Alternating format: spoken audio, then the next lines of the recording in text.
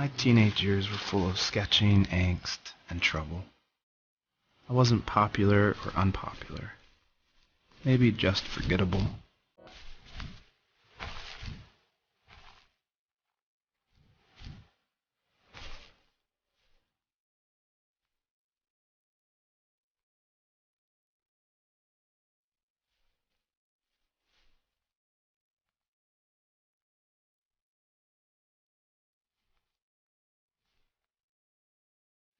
My teenage years were full of sketching, angst, and trouble.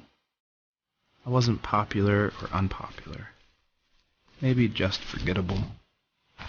I guess that gave me a sense of freedom. So I hung out with crazy kids, doing crazy things, even though I mostly just watched the chaos ensue. We did it all. Put fireworks in mailboxes, hide roadkill in people's garages, break windows of the barber shop in Anchorage. My dad was furious, but he was so busy working he couldn't do much to stop me from going out. I think being an adult means there's no one to stop you making hard decisions. He had to make a living, and he couldn't be in two places at once. Yeah, I realize that now. But at the time, I was sure he was more interested in growing his business than what was going on with me.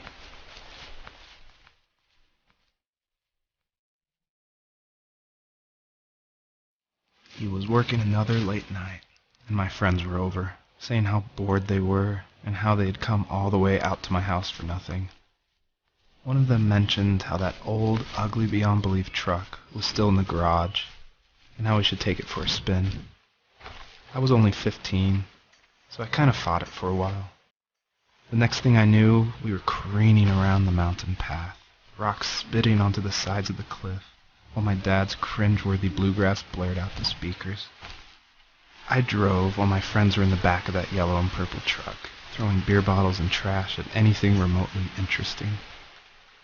Felt like I was soaring in the air with borrowed wings. But all good things have endings.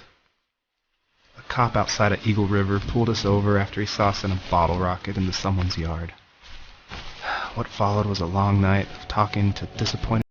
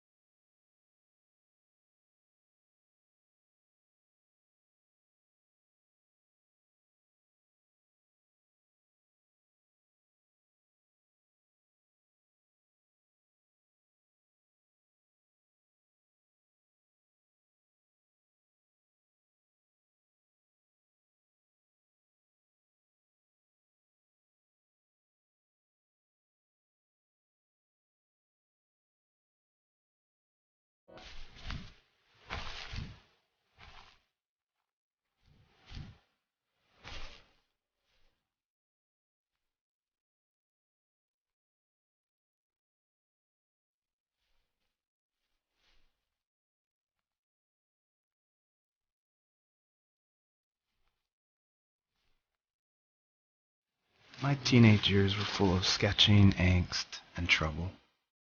I wasn't popular or unpopular. Maybe just forgettable. I guess that gave me a sense of freedom. So I hung out with crazy kids, doing crazy things, even though I mostly just watched the chaos ensue. We did it all. Put fireworks in mailboxes, hide roadkill in people's garages, break windows of the barber shop in Anchorage. My dad was furious, but he was so busy working he couldn't do much to stop me from going out. I think being an adult means there's no one to stop you making hard decisions. He had to make a living, and he couldn't be in two places at once. Yeah, I realize that now.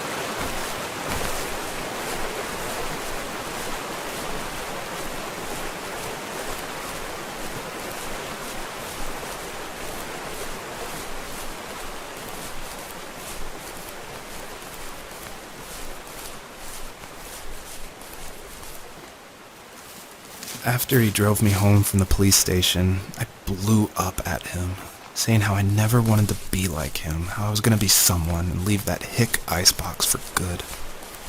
He just looked forward at the road with tired eyes. I took out that bluegrass tape from the cassette deck and chucked it out the window. In my sage teenage wisdom, I thought I had proved the ultimate point. But my dad had a different idea. He slammed the brakes, slowly bowed his head while gripping the steering wheel, and finally looked at me. All he said, like it was a polite request, was, "Make this right." I sat there in silence, fuming, but I eventually got out and combed every square inch of the woods, muttering profanity after profanity. I found it 30 minutes later, near a small waterfall off the road. I went back to the truck, put the wet tape back in, and sure enough it worked. We didn't speak another word to each other the rest of the night. Wow, I knew you were a crazy teenager, but... It's hard to believe, isn't it? It surprises me too. It's like I didn't really know who that kid was back then. I bet my dad thought the same thing over and over. It's almost like he was saying, "Make this right," to himself, more than to me.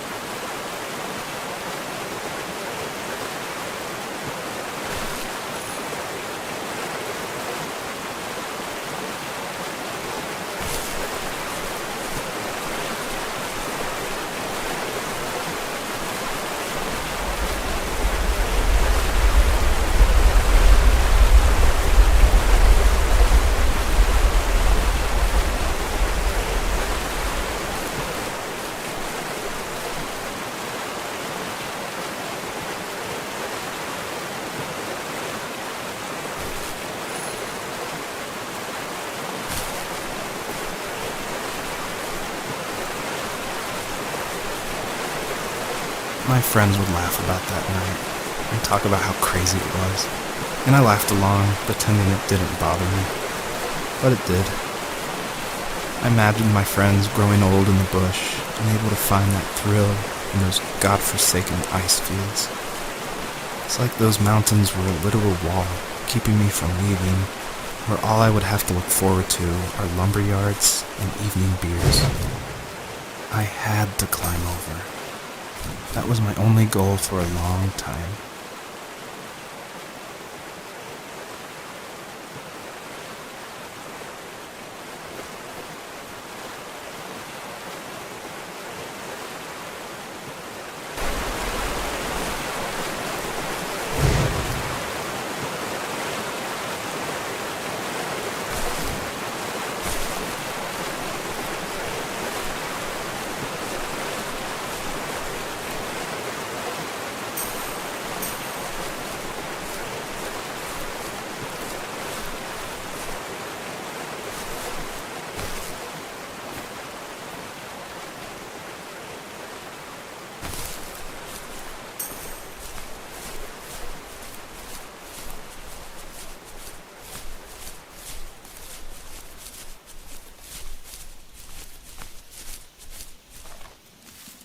If there was some way I could take my love of drawing and turn it into a way of escape, Nothing would make me happier.